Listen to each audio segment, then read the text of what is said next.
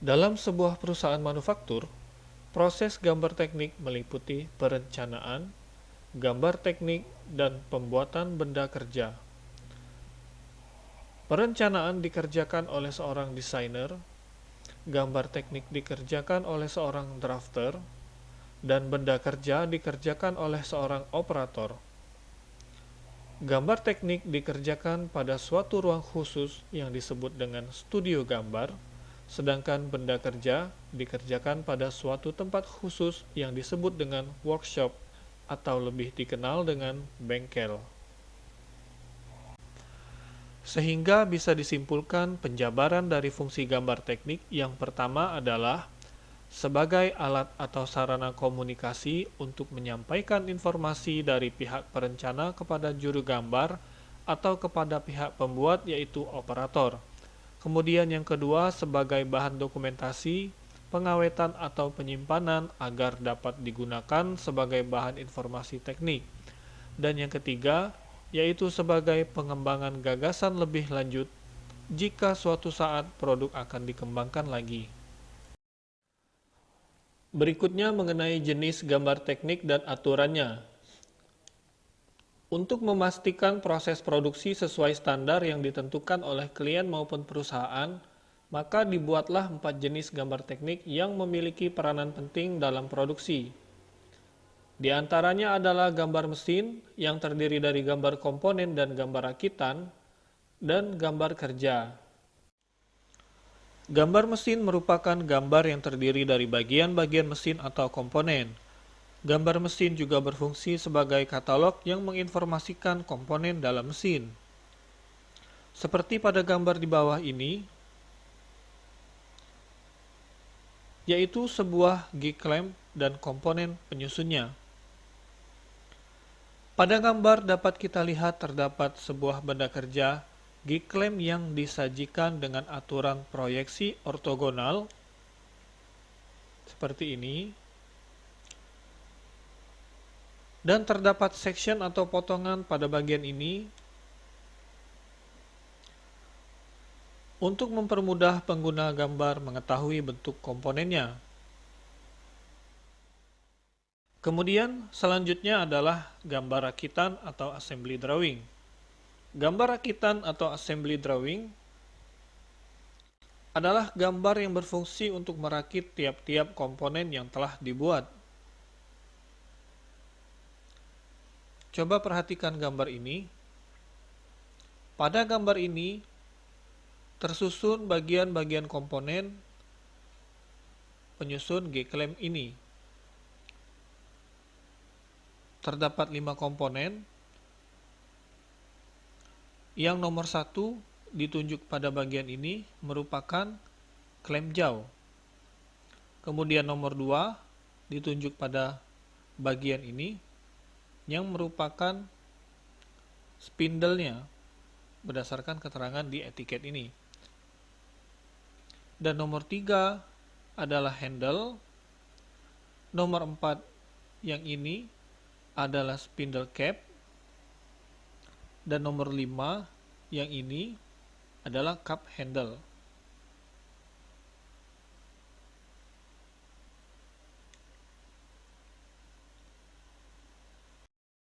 Selain itu, contoh dari gambar assembly atau gambar rakitan itu adalah katalog dari kendaraan bermotor. Pada gambar ini terdapat contoh dari katalog motor NMAX, yaitu katalog transmisi dan katalog handle-nya, handle dan kabel. Bisa dilihat pada katalog transmisi, terdapat penomoran dari tiap-tiap komponennya dan juga kode berupa nomor part yang terdapat di sini ya. Misalnya bearing itu dengan nomor partnya 93306-302X2. Katalog motor ini berfungsi untuk memudahkan teknisi dalam melakukan perbaikan atau penggantian part komponen. Selain itu juga memudahkan konsumen dalam memilih sendiri komponen yang dibutuhkan berdasarkan kode part yang tersedia di katalog. Ini adalah contoh dari gambar rakitan. Selanjutnya adalah gambar kerja.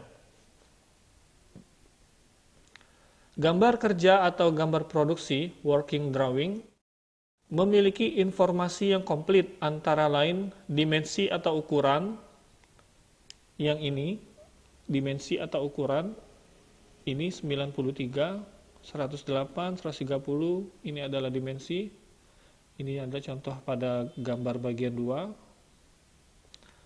Kemudian toleransi umum, ini adalah toleransi, bisa dilihat diameter 5,5 dengan plus 0 dan minus 0,2 toleransinya. Kemudian juga toleransi Swyan, toleransi geometri, dan juga proses finishing khusus. Nah, ini contohnya kita baca arti dari simbol yang ada pada gambar ini. Pada bagian 1, nomor 1 ini adalah nomor bagian 1 untuk gambar pada nomor 1 ini.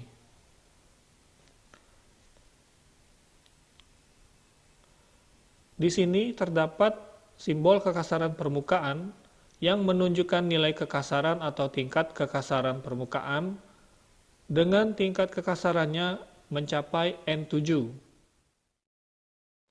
Bisa dilihat di gambar nomor bagian 2, terdapat juga tingkat kekasaran umumnya yaitu N8 dan juga yang khusus N7. Juga di nomor bagian 3 terdapat juga N8 dan tingkat kekasaran khususnya N6 sampailah ke 4 dan ke 5.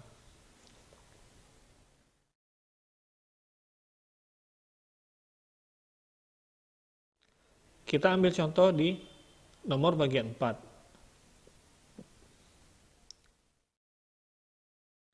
Apa arti dari nilai kekasaran ini?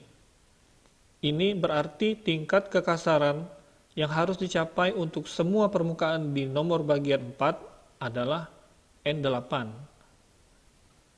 Akan tetapi ada beberapa bagian khusus yang tingkat kekasarannya N7.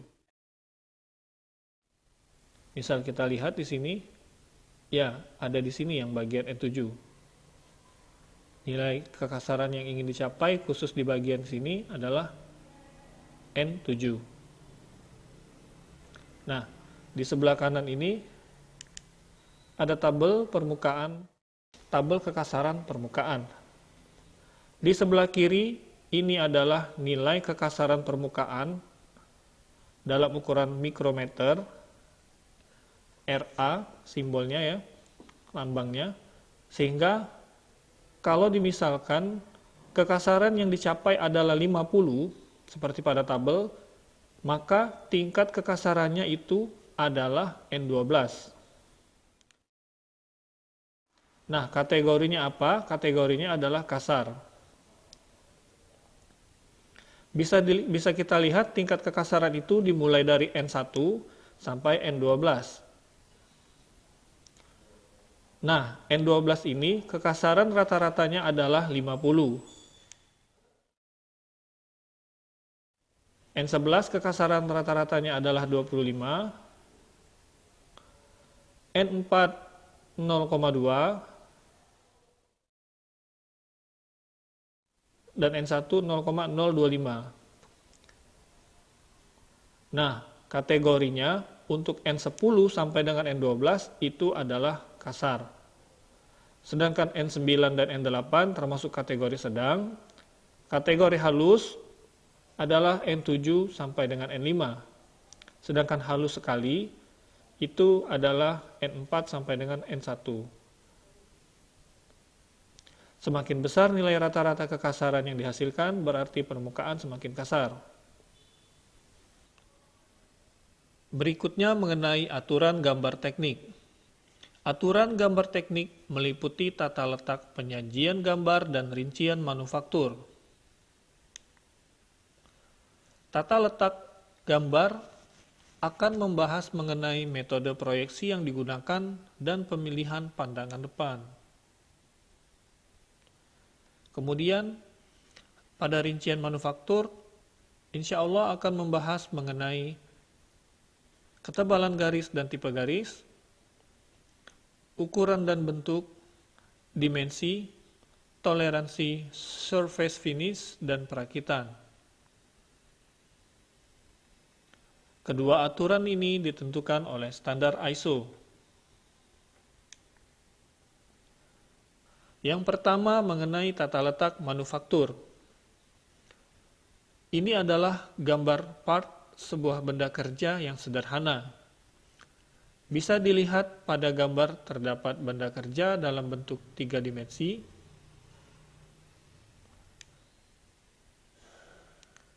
isometri, dan beberapa gambar pandangan lainnya. Ada gambar pandangan depan, front view, dan juga pandangan atas atau top view. Serta terdapat juga gambar potongan, section view. Nah, ini gambar pandangan ini disusun berdasarkan proyeksi yang digunakan. Pada gambar part ini digunakan proyeksi Amerika.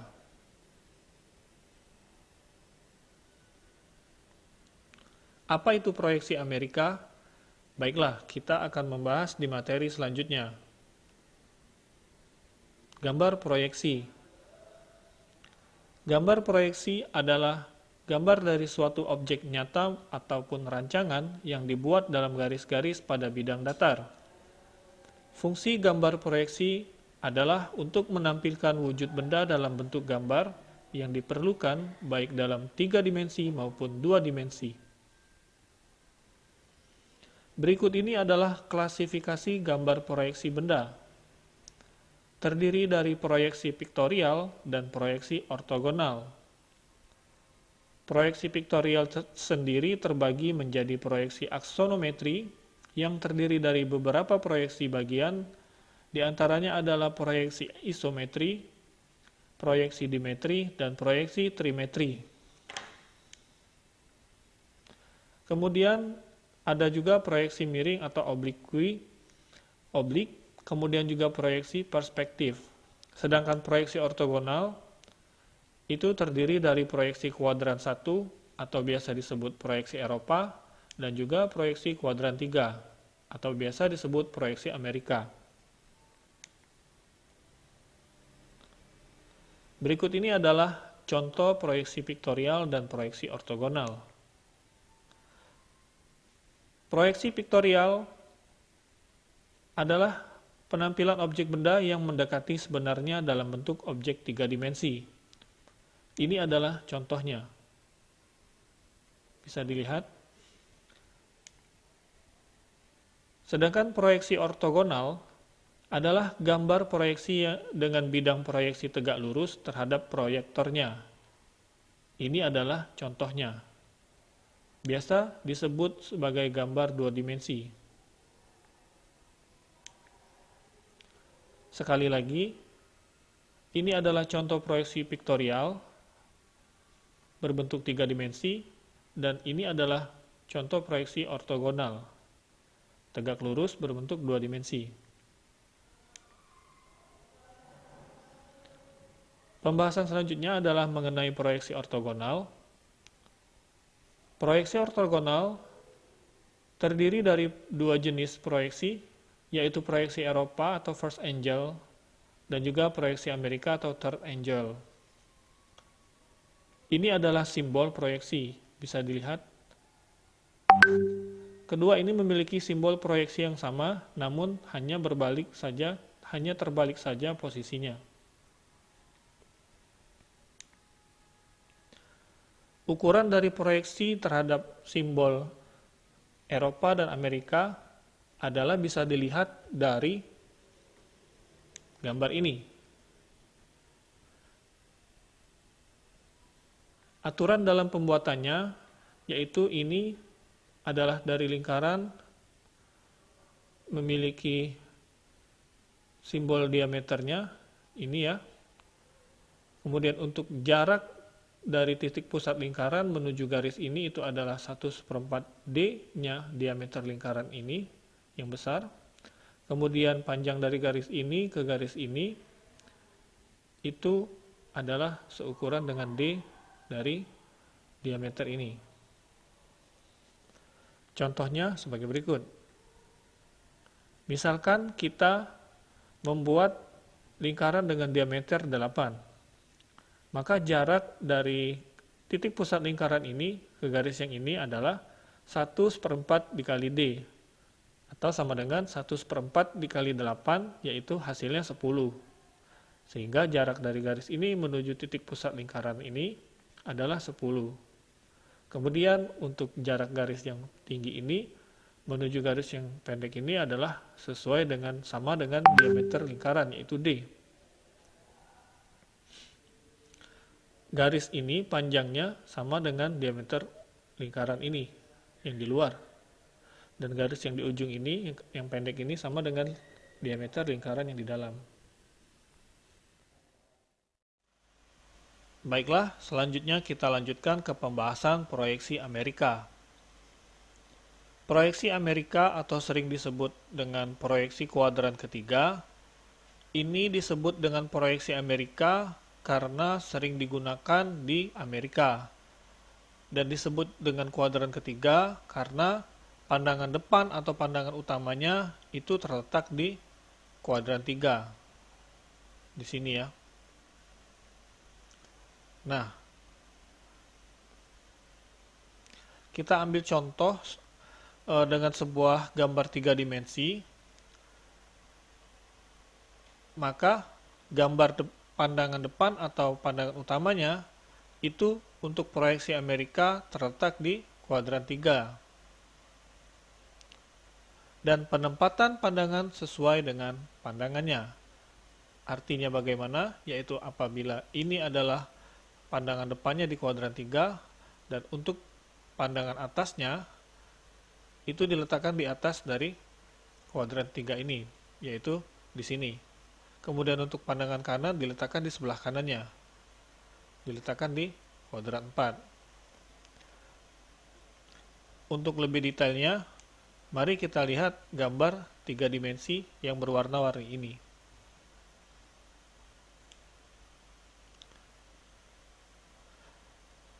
Sekali lagi diingat bahwa proyeksi Amerika memiliki pandangan utama atau pandangan depannya di kuadran ketiga. Nah, coba perhatikan gambar ini. Ini adalah pandangan depannya. Ditunjukkan dengan layer tipis berwarna hijau.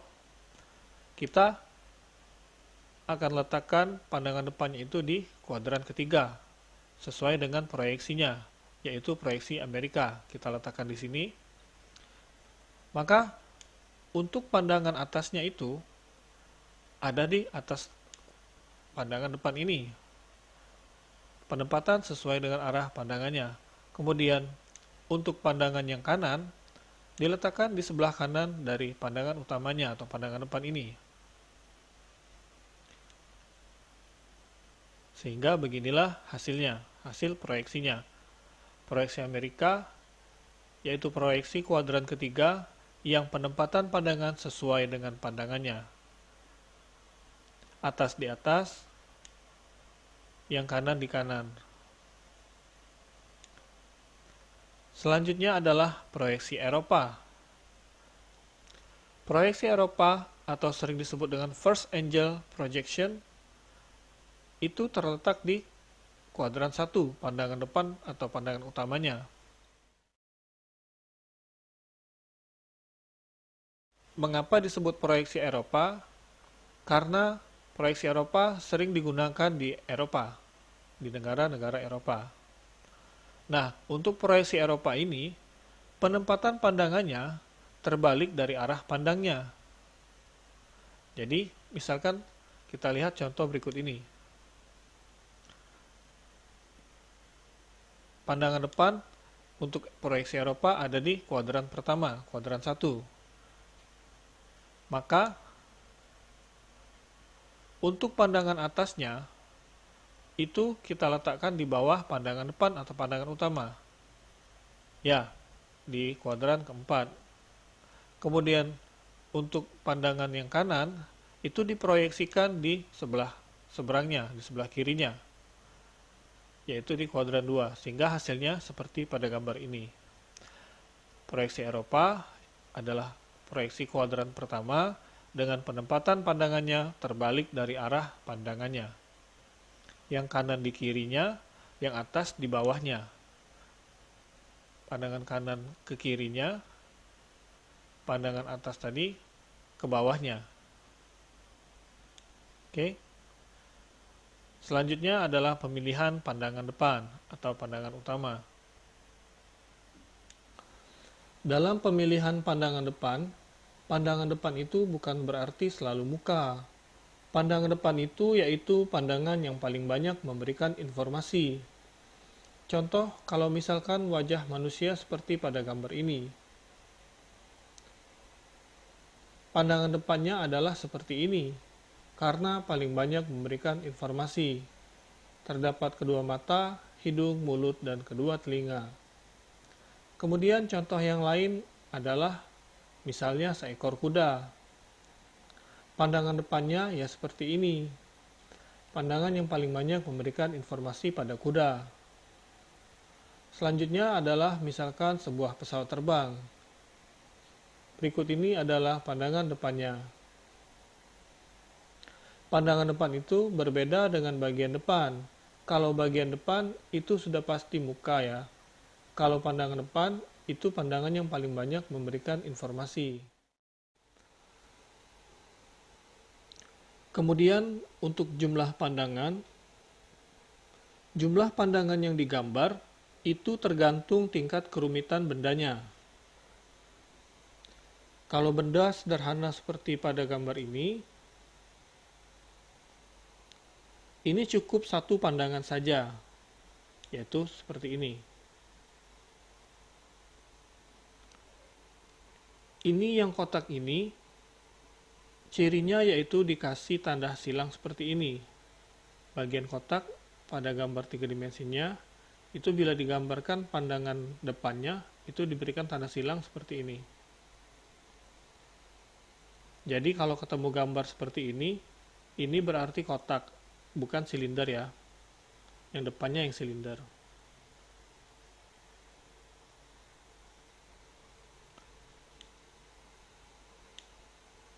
Kemudian selanjutnya, ini adalah contoh pandangan yang juga menggunakan satu pandangan. Untuk benda-benda berbentuk plat atau tipis seperti ini. Ini juga cukup diberikan satu pandangan saja di gambarnya. Ini ya, bisa dilihat pada gambar ini, satu pandangan saja.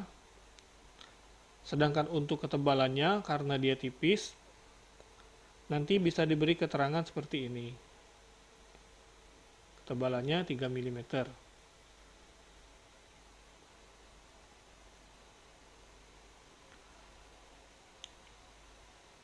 Lalu untuk jumlah pandangan yang sedikit lebih rumit atau tidak bisa digambarkan dengan satu pandangan, contohnya seperti ini.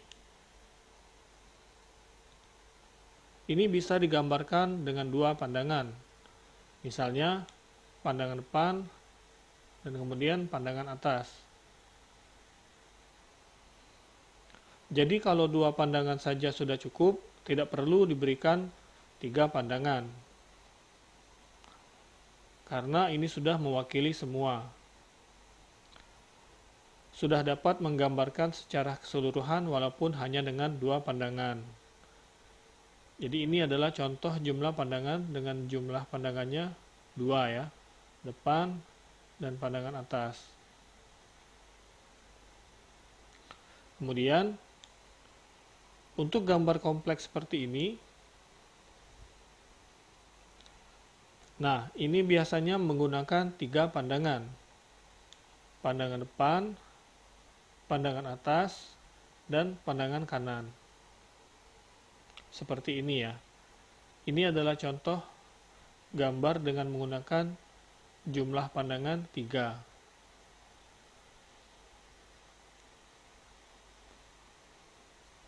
Baiklah, kita kembali lagi ke tata letak gambar pada pembahasan sebelumnya.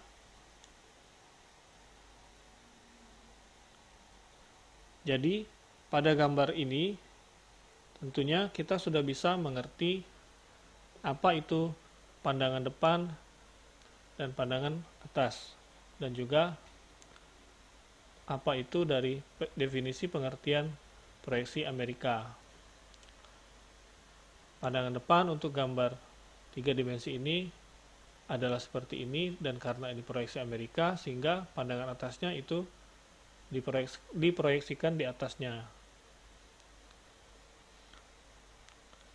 Selanjutnya adalah juga terdapat gambar potongan ya, yang untuk menjelaskan menunjukkan bahwa gambar ini memiliki ketebalan memiliki lebar di samping ini yaitu 13 mili, sehingga diperlukan gambar potongan untuk menunjukkannya. Bila kita lihat dari sini, sebenarnya di sini bisa, namun dengan dibelah, dipotong, juga kita bisa melihat kemiringan dari kemiringan dari bagian ini, yaitu 45 derajat. Selanjutnya adalah mengenai rincian manufaktur. Untuk rincian manufaktur, di sini ada contoh gambar kerja flange. Pada gambar kotak hijau ini merupakan contoh dari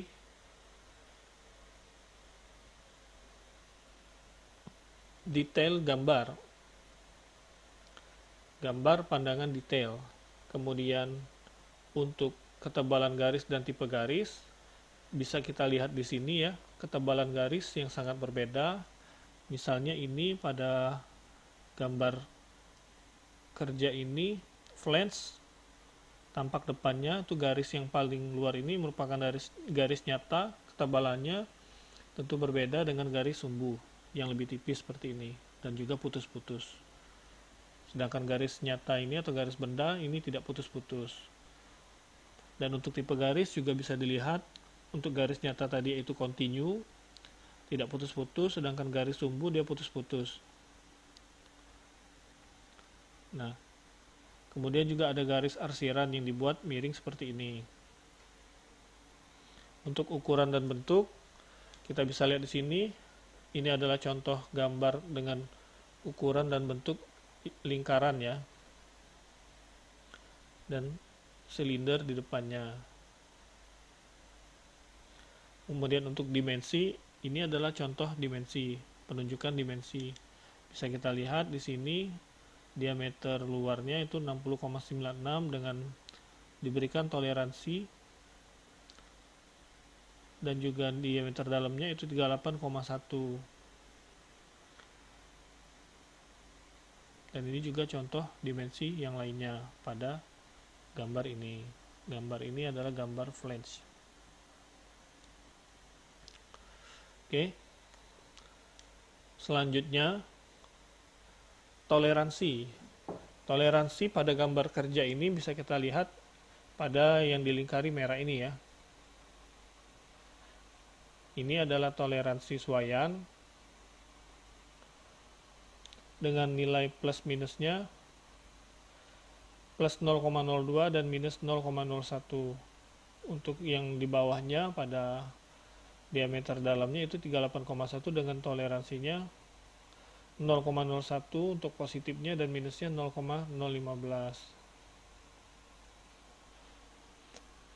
Kemudian untuk toleransi, selain toleransi Swyan juga ada toleransi geometri, yang mana itu toleransi geometri yaitu seperti ini ya, yang ditunjukkan pada simbol ini. Oke, dan ini. Oke, selanjutnya surface finish. Nah, surface finish ini sama seperti pada video sebelumnya tadi yang kita sudah bahas, yaitu pada bagian gambar assembly ya, gambar kerja pada nilai kekasaran permukaan. Ini menunjukkan simbol nilai kekasaran permukaan. Atau biasanya kalau tingkat kekasaran itu disimbolkan dengan N. Oke. Nah, jadi untuk bagian yang ini, bagian di bawah sini itu diperlukan pengerjaan khusus, yaitu untuk nilai kekasarannya dinilai 1,6. Baiklah, untuk gambar perakitan atau assembly sudah kita jelaskan di awal tadi ya. Contohnya sama, ini G-clamp tadi. Bisa kita lihat ini adalah contoh video yang menunjukkan proses perakitannya. Begini ya. Dan untuk urutannya, urutan part komponennya bisa dilihat pada gambar ini. Nomor 1, 2, 3, 4, dan 5.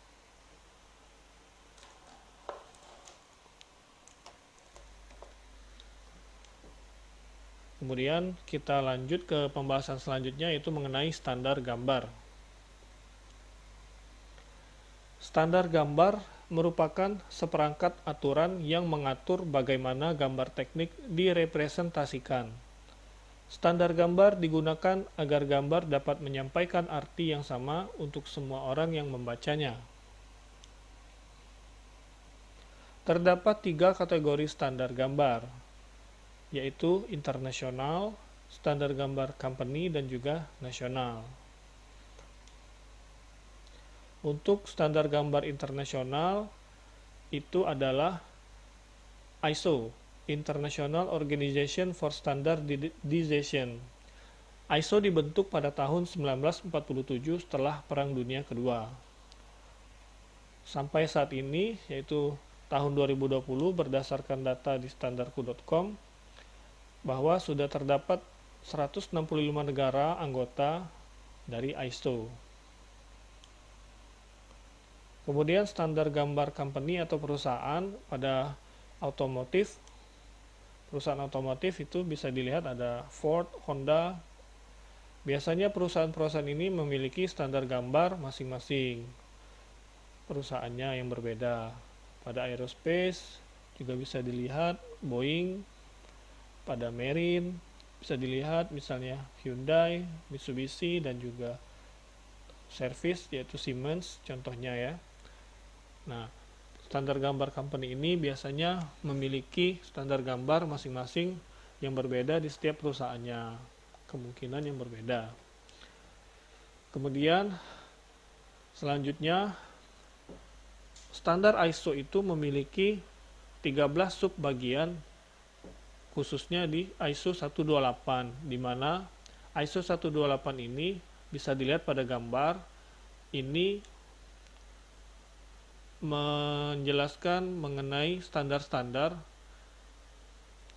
misalnya shipbuilding drawings, basic convention for lines, kemudian juga garis ya, ini maksudnya, kemudian ada tentang garis konstruksi, kemudian sampai ke pandangan pada teknik mesin. Untuk ISO 128 terdapat 13 subbagian yang bisa kita baca sesuai dengan kodenya ini.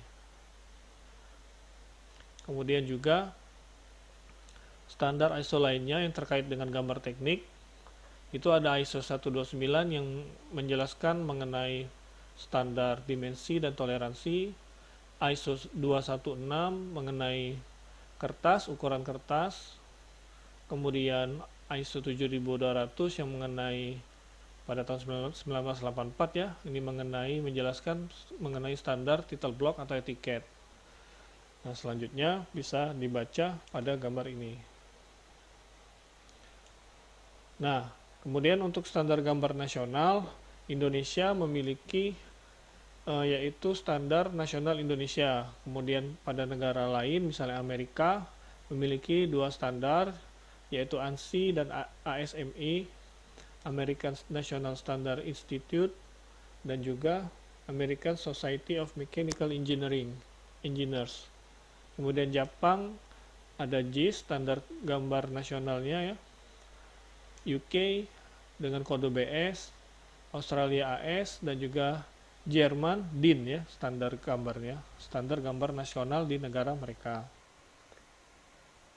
Jadi kita ulangi sekali lagi bahwa fungsi standar ISO sebagai standar gambar internasional yaitu berfungsi sebagai untuk memudahkan perdagangan nasional dan internasional. Kemudian yang kedua, untuk memudahkan komunikasi teknik.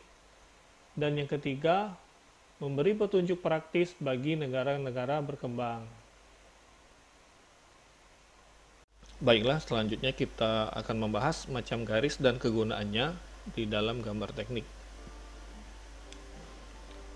Ya, berikut ini ada jenis garis ya, 9 macam jenis garis gambar teknik dan penggunaannya berdasarkan standar ISO nomor 128 ya.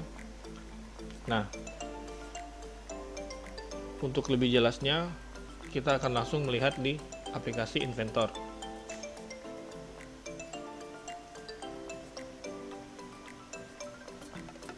Ini ya.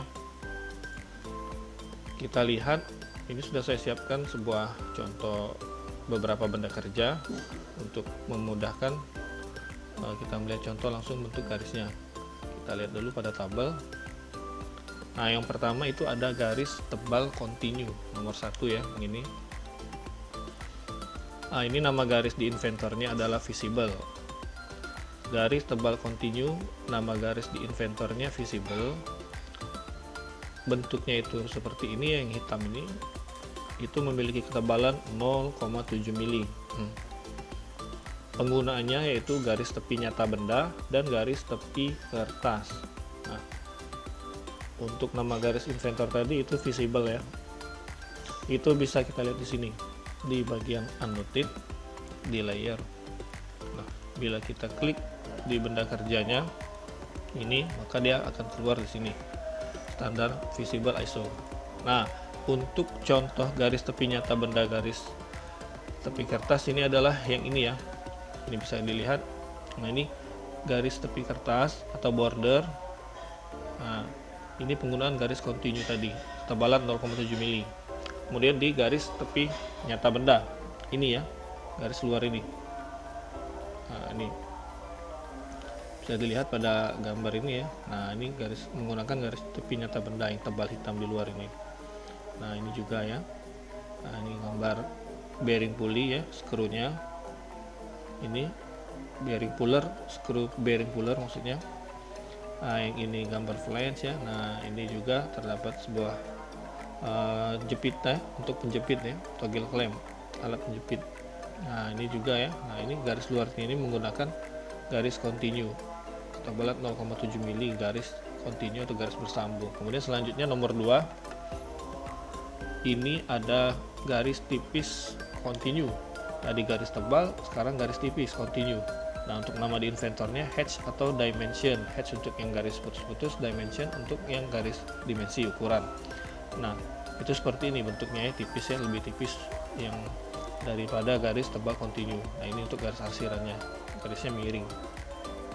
Untuk ketebalannya itu hanya 0,35. Penunjukannya tadi yaitu sebagai penunjukan ukuran benda dan arsiran. Nah, contohnya gimana? Nah, adalah kita lihat sini. Ini adalah ini adalah contoh dari dimensi. Bisa dilihat ya teman-teman. Ini adalah contoh penunjukan garis dimensi. Ketebalannya 0,35, di sini saya berikan warna biru. Untuk garis arsirannya yang ini contohnya. Garis arsiran ini adalah garis gambar potongan dari sini ya. Yang dilihat dari arah sini sesuai tanda pandangnya. Nah, dipotong dan diproyeksikan keluarlah seperti ini. Nah, untuk menggambarkan hasil potongannya itu ya. Nah, yang benda yang di sini ya, itu ditunjukkan dengan garis-garis arsiran ini. Nah, kemudian selanjutnya kita lihat lagi Nomor 3 itu ada garis tipis continue zigzag. Garis tipis continue zigzag ini ya, nama di inventornya break line, kemudian bentuknya itu seperti ini, seperti ada lembah dan bukit itu. Untuk ketebalannya 0,35 dan kegunaannya itu sebagai garis potongan untuk objek panjang yang melebihi ukuran kertas. Jadi maksudnya adalah seperti ini. Misalkan ini ada sebuah screw bearing puller tadi ya, kita letakkan di kertas, ternyata ukurannya ini sampai melebihi garis tepi ya, kurang rapi lah bisa kita bilang. Nah, untuk mengatasinya, namun kita memerlukan detail yang cukup jelas sehingga tidak bisa dikurangi skalanya, maka kita gunakan break line tadi di sini ya. Nah, ini contoh garis break line ini. Jadi panjang benda kerja tetap sama 250, bisa dilihat ini ya, skalanya pun sama, namun kita bisa bikinnya lebih pendek sehingga dia muat di dalam kertas. Nah, ini bisa diatur begini ya kalau untuk memanjanginya lagi. Sebentar. Nah, itu dia nambah panjang tuh, kita tarik dari kiri ke kanan, dia nambah panjang. Nah, atau kalau mau mendekinya kita tarik aja di mundur tuh, dia semakin memendek ya cara penggunaannya. Nah, ini tadi garis arsiran ya. Nah, kemudian yang selanjutnya yang keempat ya, itu adalah garis tipis bebas. Garis tipis bebas. Nah, ini dibuat manual ya, maksudnya kita buat dulu menggunakan spline, garis spline ya. Nah, jenis garisnya tuh continue juga, namun bentuknya seperti ini kurang lebih. Spline, dia bergelombang. Ketebalan 0,35, fungsinya untuk apa? Untuk garis potongan sebagian. Nah, jadi misalkan contoh di bawah ini tadi ya, contoh yang ini maksud saya. Nah, ini kita lihat bentuk dari 3 dimensinya tuh seperti ini sebenarnya untuk awalnya. Kita kasih ini dulu ya.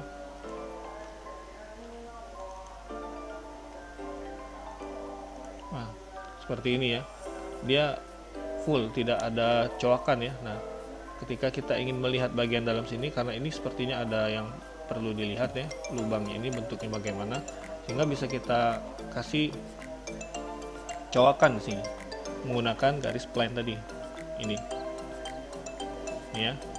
Nah, ketebalannya tadi 0,35.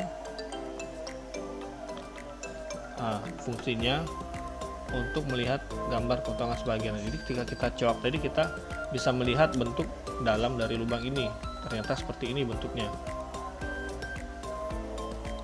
Nah, bila kita lihat gambar 3 dimensinya kurang lebih seperti ini ketika dia kita coak tadi ya, terbuka deh, terlihat bagian tengah dari lubangnya, dan akhirnya kita bisa melihat bentuk lubangnya seperti apa, dan juga ukuran dari diameter lubangnya, yaitu 9,8 mili.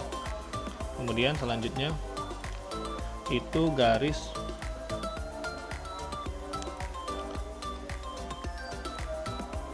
ini ya, garis spline itu dibuatnya menggunakan ini ya,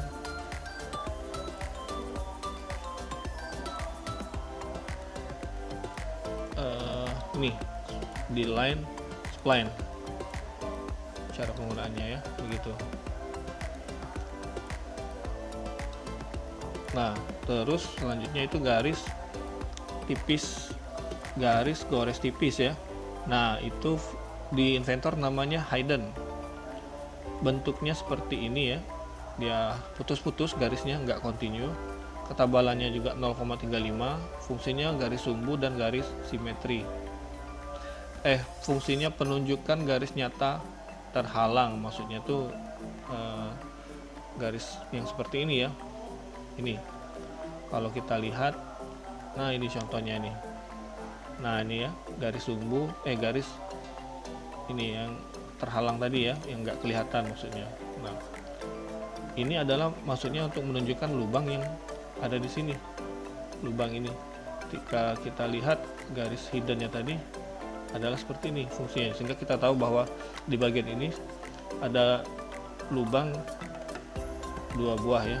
Nah, fungsinya garis putus-putus ya, itu ya contohnya. Kemudian yang berikutnya itu garis gores titik tipis ya, itu sebagai garis center line.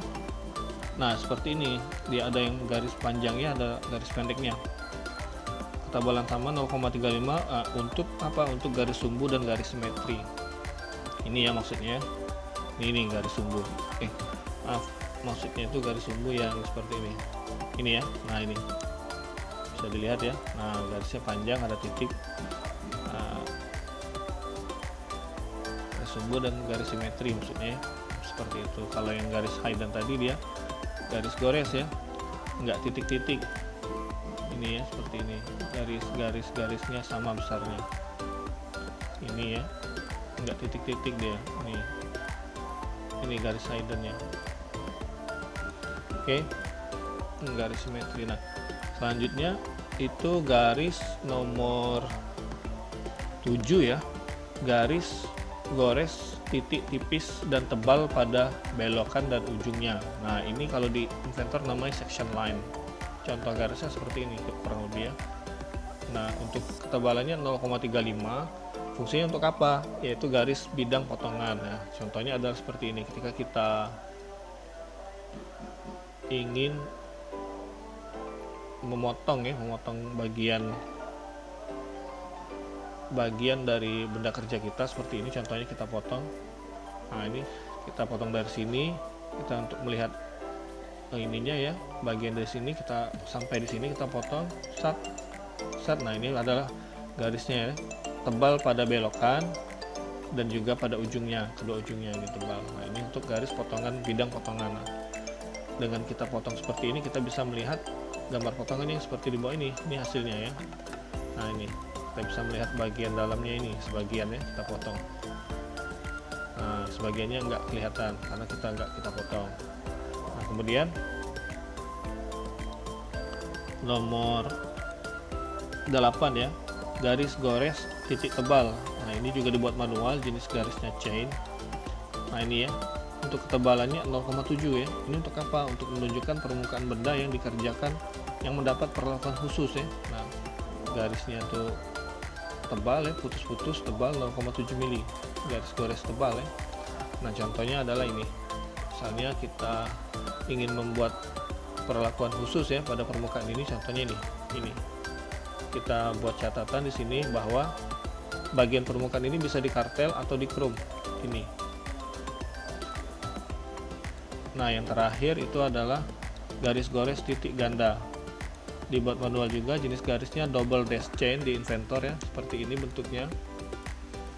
Nah ketebalannya 0,35, fungsinya penempatannya garis benda yang dapat bergerak. Nah adalah contohnya seperti toggle clamp tadi ya. Ini kita lihat nih, toggle clamp ini kan ini garis nyatanya.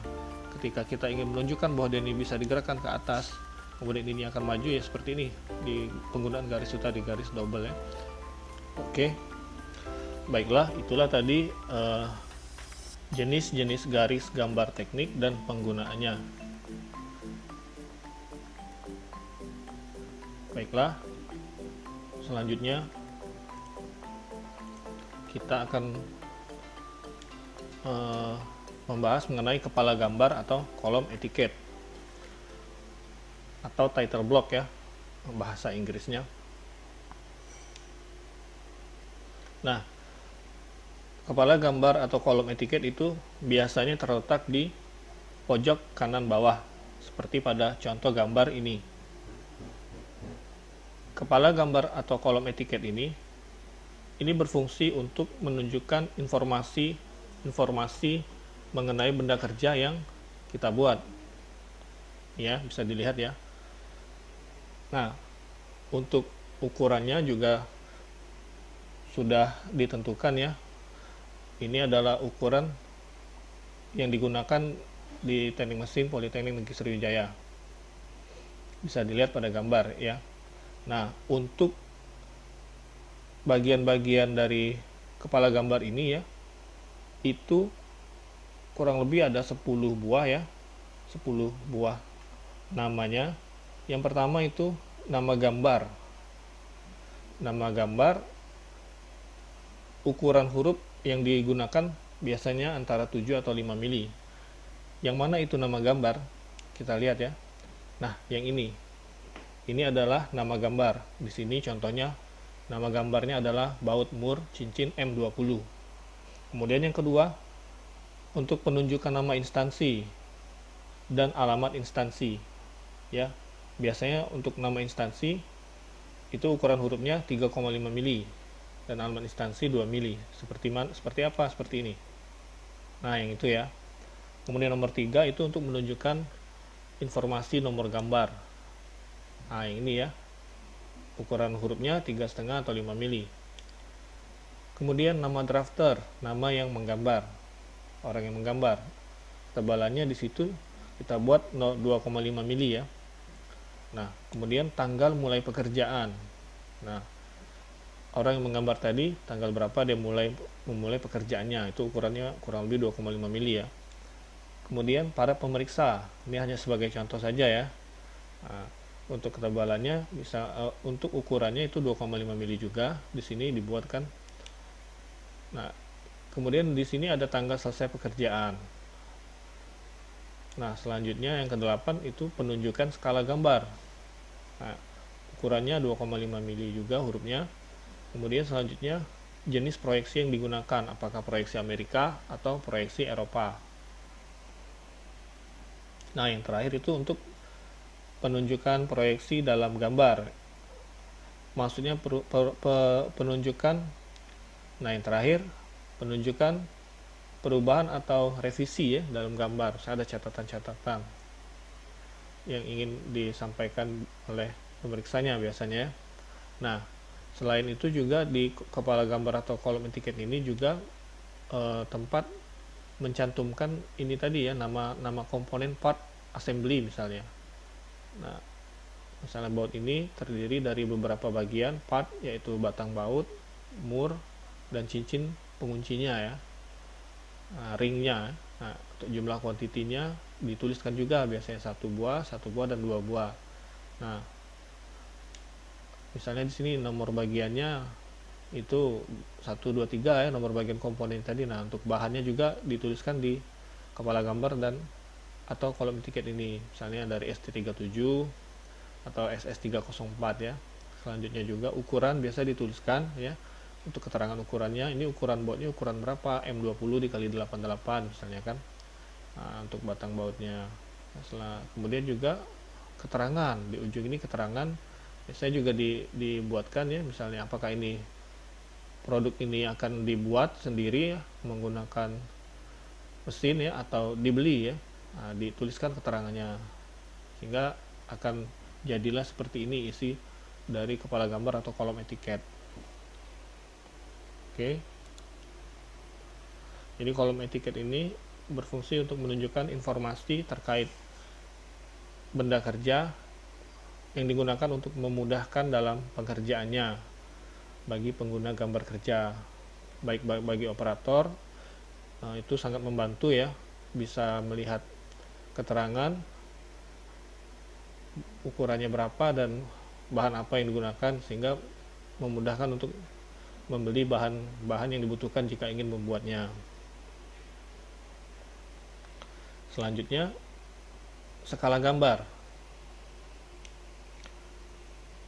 Skala gambar ini adalah untuk menunjukkan pembesaran atau pengecilan ya dari gambar kerja yang kita gunakan, yang akan kita gambar ya. Untuk penunjukan skala ini terdiri dari kata skala, kemudian diikuti dengan indikasi rasionya. Contohnya sebagai berikut. Misalnya skala 1:1 ya, ini adalah untuk ukuran normal atau ukuran sebenarnya, ukuran yang sama dengan ukuran benda yang sebenarnya. Nah, untuk skala pembesaran itu skalanya seperti ini dituliskan. Anggaplah X ini adalah pembesarannya berbanding 1 dan ukuran aslinya. Nah, untuk pengecilan atau reduksi itu kebalikannya ya. Angka satunya dulu yang ditulis, kemudian berbanding X-nya. Artinya ini skalanya diperkecil. Nah, ya, ini salah, ini X. Ya, ini ya seperti ini ya. maksudnya ya, nggak salah. Kemudian untuk contohnya seperti ini, skala 1:1. Nah, gambar dan ukuran normal. Misalnya kita ingin menunjukkan bahwa gambar ini dibesarkan 2 kali. Nah, maka kita tulis seperti ini, skala 2-nya dulu di depan berbanding 1. Sehingga ini artinya adalah gambar diperbesar 2 kali dari ukuran normal. Dan misalnya kita ingin mengecilkan hingga 5 kali dari ukuran normal, kita tuliskan seperti ini ya. Pengecilannya setelah angka satunya, skala 1:5. Nggak artinya apa? Gambar diperkecil 5 kali dari ukuran normalnya. Nah, gitu ya. Nah, selanjutnya. Nah, untuk skala gambar tadi pada kolom etiket atau title block itu terletak di sini ya. Sesuai dengan format yang kita gunakan ya di teknik mesin ini. Itu di sini pembuatannya. Mencantumkannya ya. Misalnya ini 2:1 untuk contoh yang sebelumnya tadi, baut mur cincin M20. Nah, kemudian skala gambar tadi biasanya bilangan yang direkomendasikan untuk digunakan pada gambar teknik ini adalah 1, 2, 5, dan 10 ya. Nah, 50:1 misalnya untuk skala pembesaran, atau 20:1, 5:1, 2:1 ya. Begitu juga untuk skala pengecilan, bisa dituliskan dengan yang direkomendasikan digunakan itu misalnya 1:2, 1:5, 1:10 ya, dan seterusnya ya. Selanjutnya, nah ini ada terdapat contoh penggunaan skala gambar yang salah ya. Misalnya kita ingin menggambar benda kerja ya di detail drawing di kertas A2. Di kertas A2 dengan skala yang kita gunakan 1:1. Kita tahu bahwa ukuran kertas A2 itu kurang lebih 23,39 inci dikali lebarnya 16,54, sedangkan ukuran pelet mobil 19 inci itu sudah melebihi ini, maka akan tampil seperti ini. Nah, ini adalah penggunaan skala yang kurang tepat ya bila digunakan 1:1. Nah, seharusnya velg ini tadi ya, contohnya di gambar ini, itu kita sesuaikan lagi. Misalnya gimana? Ya kita perkecil hingga 4 kali. Jadi skala yang kita gunakan itu skala 1:4. Ini ya. Ini kita ubah ya. Sehingga velg ini tadi dia di dalam kertas A2 ini bisa memuat cukup banyak beberapa gambar pandangan ya. Ini ya. Kita bisa melihatkan bagian gambar potongannya, kita bisa menampilkan gambar pandangan sampingnya ya, dan pandangan detailnya. Nah, ini adalah contoh gambar saja ya, hanya sebagai contoh. Nah, sehingga kita bisa lebih enak melihatnya ya, melihat susunannya. Nah, kemudian ini contoh yang diperkecil ya, velg yang diperkecil. Bagaimana dengan contoh yang diperbesar? Nah, ini ya. Ini kita lihat bahwa baut dan mur ya, contohnya itu sangat termasuk yang benda kerja, suatu benda yang cukup kecil ya. Nah, apabila kita ingin menggambarkannya, tentunya misalnya kita diminta untuk menggambar diperbesar ya, gambarnya biar enak di kertas A2 misalnya kita diminta gambarnya. Nah, yang lebih tepat adalah contoh yang diperbesar adalah gambar yang sebelah kanan ini. Nah, ini adalah contoh yang diperbesar 2 kali ya, bautnya ini M20. Nah, ini hanya sebagai contoh ya, sehingga dia akan lebih enak, lebih sesuai, lebih optimal kita lihat hasilnya ya. Nah, ini ada baut, mur, dan ringnya ya, tampak depannya misalnya. Nah, dibandingkan yang sebelah kiri ini, misalnya skalanya 1:1 ya, ini hanya sebagai contoh ya. Nah, dia gambarnya terlalu kecil bisa kita bilang dibandingkan dengan luas kerjanya, sedangkan kita diminta menggunakan ukuran kertas yang sudah seperti ini. Nah, sehingga sebaiknya kita perbesar skala dari gambar baut dan mur ini. Nah, contoh yang sebelah kanan ini ya, contohnya yang ini. Nah, inilah adalah contoh skala yang diperbesar, dan tadi sebelumnya contoh skala yang diperkecil. Kemudian ini kurang sesuai ya. Selanjutnya Nah, penulisan ukuran penulisan ukuran yang ditunjukkan dalam gambar itu tetap sesuai dengan ukuran sebenarnya dari objek. Jadi, misalkan baut ini diperbesar kan, kita lihat ini diperbesar, misalnya ini misalnya kan panjangnya, yang bautnya ini ukurannya 87,99 ya. Nah, ukurannya juga tetap seperti ini walaupun dia diperbesar. Ukurannya nggak dibesarkan juga, bukan ukuran yang dibesar tapi tetap ukuran aslinya yang dicantumkan ya. Begitupun juga yang diperkecil, ukuran aslinya yang tetap ditunjukkan pada gambar kerja. Ukurannya tidak diperkecil, tapi hanya gambarnya saja yang kita perkecil, skala gambarnya saja ya. Oke, nah selanjutnya alat gambar dan perlengkapannya. Nah, ini alat gambar di sini maksudnya adalah alat gambar dan perlengkapan untuk menggambar teknik secara manual ya, menggunakan pensil dan kertas gambar. Nah, jadi alat-alat gambar yang diperlukan antara lain sebagai berikut ya. Pertama, ada kertas gambar, kemudian kita membutuhkan pensil, untuk jenisnya itu jenis H atau HB ya. Nah, yang tidak terlalu tebal ya. Hardness dan hardness black ya. Dia tidak tebal. Kemudian ada namanya pena rapido ya. Nah, ini untuk menulis di kertas kalkir. Untuk ketebalannya itu bervariasi. Ada dari 0,5 yang biasanya sering digunakan, 0,35, 0,25 ya, atau 0,7, 0,5 dan 0,35 ya. Nah, kemudian ada jangka dan kelengkapannya ya, untuk membuat lingkaran. Kemudian penghapus, mistar segitiga 1 set ya. Kemudian malbusur dan juga malhuruf dan angka ya. Oke, selanjutnya adalah ukuran kertas gambar. Nah, yang berdasarkan ISO ya itu terdiri dari A0 sampai A5 ya, bisa dilihat pada gambar ini ya. Nah, untuk garis tepinya itu sama semua 20 mm ya, bisa dilihat pada tabel ini. Nah, dan untuk artinya dari A0, A2, A3, A4 atau A1 tadi itu, misalnya gambar ini ya A0 ukurannya, A0 itu 2 kali kertas A1 maksudnya gitu. Nah, begitupun juga A2. Ukuran A2 ini adalah 2 kali kertas A3 ya. Ini A2, A3 nya 2 kali, itu sama dengan kertas A2. Begitupun A4 ya. Nah, A4 2 kali itu sama dengan ukuran A3. Oke. Nah,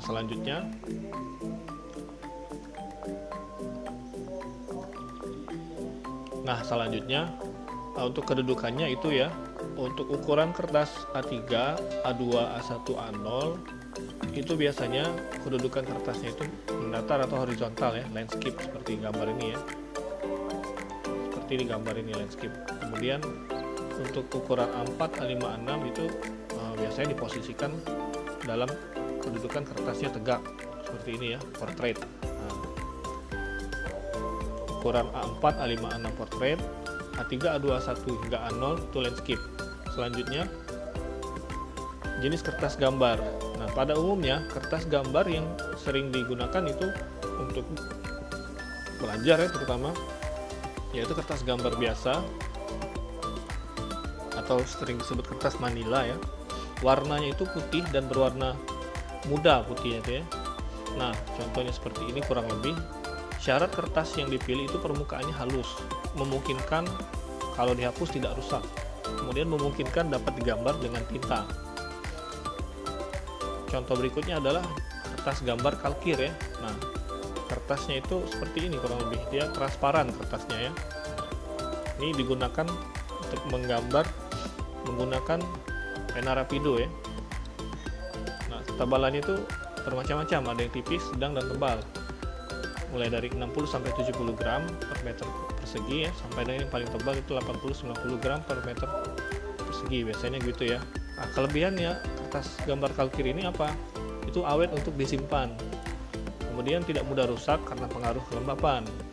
Ya, kemudian yang ketiga tuh kelebihannya sangat baik untuk memperbanyak produksi dengan fotokopi atau light drag, tebu drag ya. Nah, jadi sudah pertama kita gambarkan menggunakan kertas manila misalnya, kemudian itu kita pindahkan ke kertas kalkir gambaran kita tadi ya, dengan cara dijiplak gitu ya.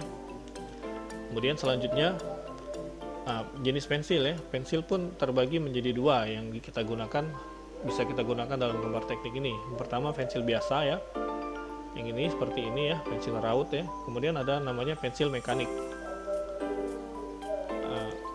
Untuk pensil biasa itu cara penggunaannya itu seperti gambar ini ya, itu ditarik dan sedikit ditekan ya dengan sudut 60 derajat ya.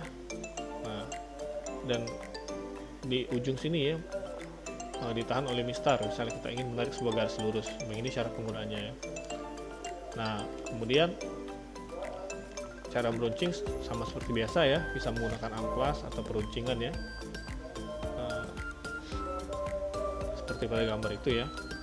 Kemudian untuk jenis pensil mekanik itu dia ini memiliki tipe-tipenya dan juga isi ulangnya ya. Ada yang isi ulang 0,5 ya dengan ketebalan H ya, atau juga B misalnya 2B. Nah, untuk ukuran isi pensil mekanik yang kita gunakan di gambar teknik mesin ini biasanya adalah ukuran 0,35 mili, 0,5 mili hingga 0,7 mili ya. Nah, untuk dimana untuk penggambaran dan juga penulisan pada etiket misalnya. Nah, kelebihan dan kekurangan dari pensil biasa dan pensil mekanik. Untuk pensil biasa itu tentu hasil gambar lebih terang dan harganya yang lebih terjangkau. Kekurangannya ya mudah patah, hasil gambar mudah kotor walaupun hanya disentuh. Kemudian tebal garis pada kertas kadang tidak sama ya. Nah, dan juga butuh diruncing agar tetap tajam. Sedangkan pensil mekanik, kelebihannya itu hasil gambar tidak mudah kotor, tidak butuh meruncing, juga memiliki pilihan isi pensil dengan ukuran berbeda ya. Nah, kemudian tebal garis sama ketika digunakan pada kertas gambar karena dia memiliki ukuran yang sama ya, isi pensilnya itu, sehingga tebal garis yang kita hasilkan itu bisa sama ya. Untuk kekurangannya hasil gambar ini tidak terlalu terang, kemudian harga lebih mahal dan juga mudah patah ya. Isi pensil juga cepat habis. Selanjutnya adalah peralatan gambar manual mengenai standar kekerasan pensil ya. Nah, bisa dilihat pada gambar ya, untuk jenis 2B hingga 8B itu termasuk jenis yang lunak ya. Nah, jenis lunak B itu artinya black, namun dia semakin hitam warnanya, semakin tinggi 2B ke 8B lebih hitam, tapi dia lebih lunak ya sifatnya. Nah, kemudian sedangkan yang sedang itu ya, kekerasannya itu dari B dan 3H, namun dia semakin menipis ya, nggak terlalu tebal di 3H-nya. Nah, kemudian yang paling keras itu 4H sampai 6H ya, ini sebagai contoh ya. 4H dan 6H. 6H ini dia keras, sifatnya dia keras sekali ya, pensilnya keras. Namun juga dia tidak tebal, semakin berkurang ketebalannya. Nah, untuk gambar teknik itu biasanya menggunakan jenis yang H dan HB. Karena hanya sekedar untuk garis membantu kita menggambar, nantinya akan kita perbaiki lagi atau diperjelas menggunakan pena misalnya ya, pena drawing pen. Nah, kemudian untuk menulis biasanya dari jenis F hingga 3B, dan juga untuk gambar sketsa biasanya 6H hingga HB ya. Nah, oke. Kemudian selanjutnya ini pena rapido ya. Nah, pena ini biasanya digunakan untuk di kertas gambar kalkir ya, seperti gambar sebelah sini ya. Nah, kertas yang transparan ya, penggunaannya itu menjiplak ya dari gambar yang sudah kita gambar di kertas manila misalnya. Nah, ini bagian-bagiannya ada cap, slip, capillary ink, cartridge-nya, barrelnya ya. Ya, untuk ketebalannya itu biasanya 0,18 mili hingga 0,70 mili ya, yang kita gunakan di gambar teknik ini ya. Nah, ini contoh dari merek Rotring ya. Nah, kemudian selanjutnya adalah jangka. Jangka ini terdapat beberapa jenis juga ya. Pertama itu jangka biasa dengan penyambung ya, dengan alat penyambung ini. Nah, ini biasanya digunakan untuk menggambar yang diameter yang cukup besar ya, hingga 20 mili, 200 mili atau 20 cm. Jadi dia ada alat penyambungnya. Kemudian yang ini ada jangka Orlean ya. Nah, seperti ini bentuknya ya, jangka pegas ya, dan juga jangka bagi. Nah, fungsi jangka ini yaitu untuk membuat membantu kita membuat sebuah bentuk lingkaran ya, dengan titik pusatnya ada pada jarumnya ini. Oke. Nah, penggunaannya diputar ya, untuk ditekan di kertas jarumnya ini dan juga kemudian diputar hingga akan menghasilkan gambar lingkaran. Nah, selanjutnya karet penghapus ya. Nah, karet penghapus pun ada jenisnya ya, ada yang jenis keras, penghapus keras ya, hard eraser, dan juga yang lembut ya. Nah, juga ada pelindung penghapus ya. Jadi ketika menghapus ini ada pelindungnya sehingga bisa melindungi gambar kerja yang lainnya ya, itu fungsinya ya. Nah, kemudian penggaris dan mistar gambar segitiga yang kita gunakan yang seperti ini ya, yang satu set ya. Ada yang sama sisi ya ini, dan juga ada yang lancip ya, siku-siku ya. Nah, biasanya kita gunakan ini antara nomor 8 hingga nomor 10 ya. Nah, untuk mistar gambar panjang ya, ini penggaris pada umumnya ya, bisa kita lihat di sini ya. Nah, kemudian busur derajat. Busur ini ada yang 180 derajat, ada juga yang 360 ya. Nah, busur ini cara penggunaannya, cara membacanya itu di sini ya. Ini adalah pusat busurnya. Kemudian garis-garis ini ya garis vertikalnya ya. Dan ini garis horizontalnya untuk menunjukkan derajat yang 180 derajat ya. Nah, garis vertikal untuk menunjukkan sudut yang antara 10 hingga 170 derajat. Ini contoh yang 360 derajatnya. Selanjutnya mal busur lengkung atau kurva ya. Nah, ini digunakan untuk membuat lengkungan-lengkungan dalam bentuk khusus ya. Nah, bisa kita lihat di sini ya, ada berbagai macam ukuran dan jenisnya juga kelengkungannya ya. Maksudnya seperti ini, misalnya kita ingin membuat sebuah bentuk kurva yang seperti ini, kita bisa menggunakan bagian belakang dari mal busur lengkung ini. Kemudian seperti ini ya, hingga akhirnya jadilah bentuk kurva yang kita inginkan seperti pada gambar ini ya. Nah, ini bisa dilihat ya, urutannya dari sini, sini, A, B, C, kemudian ke sini menggunakan bagian ininya, kemudian bagian dalam ini ya untuk membuat kelengkungannya, hingga jadilah dia gambar seperti gambar pada F ini, garis yang lengkung seperti bukit ini. Nah, untuk membuat bentuk ini namanya parabola, hyperbola, epicykloidea, hypocykloidea, coloida dan semacamnya ya. Hypic untuk ya itulah ya fungsi dari mal busur lengkung itu untuk menggambar bentuk-bentuk kurva atau parabola dan hyperbola. Selanjutnya adalah mal huruf dan angka. Nah, ini untuk menggambarkan angka dan huruf pada kolom etiket atau dimensi ukuran ya, dan lain sebagainya ya. Nah, ini juga terdapat beberapa ukuran, biasanya ada 2,2 mili, 3 mili, 5 mili ya, 6 mili, 8 mili ya di pasaran yang kita gunakan tergantung dengan standar dari instansi atau perusahaan kita masing-masing. Nah, ini ada merek Rotring ya, dia udah standar DIN ini ya, bisa dilihat di gambar, dan juga sudah memenuhi syarat standar ISO ya 3098 dan standar DIN 6776. Ini contoh dari mal huruf dan angka ukuran 5 mili ya. Nah, mereknya Rotring ya, bisa dilihat di sini ada huruf A, B, C, D, E hingga Z ya, dan juga ada angka, tanda-tanda baca lainnya ya. Nah, ini di sisi satunya ya, tanda plus sama dengan ya. Nah, ini digunakan untuk menggambar manual menggunakan pensil dan kertas, atau juga bisa menggunakan pena rapido. Oke, selanjutnya mal lingkaran yang untuk membantu kita membuat lingkaran.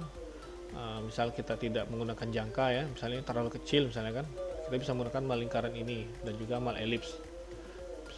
Kemudian mal bentuk lain, nah ini digunakan untuk kita membuat tanda pengerjaan ya, misalnya nilai kekasaran atau dibuat dengan mesin atau dibuat dengan manual begitu ya. Nah, ini bisa menggunakan malah huruf bentuk lain ini. Oke, demikianlah review dari materi gambar teknik. Terima kasih sudah menonton dan semoga bermanfaat bagi kita semua. Bila ada kesalahan kata dalam penyampaian, saya mohon maaf. Wabillahi taufiq wal hidayah. Wassalamualaikum warahmatullahi wabarakatuh.